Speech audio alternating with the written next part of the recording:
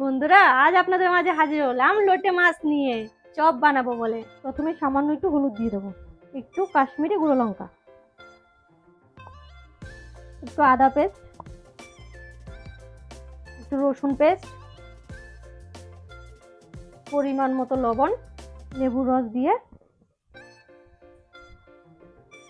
মাখিয়ে নেবো ভালো করে।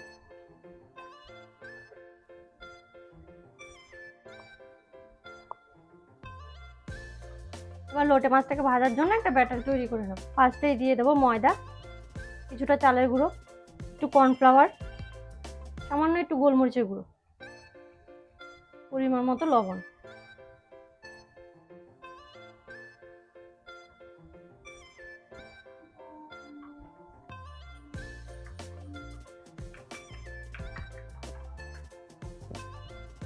কড়াই গরম হয়ে গেছে, তেল দিয়ে দেবো।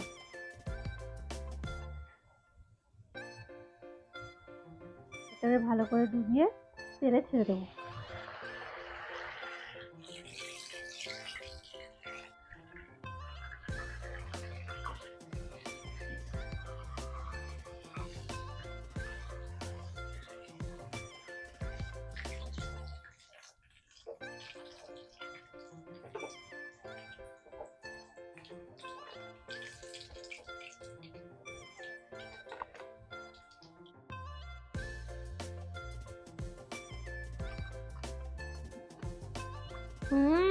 দারুণ।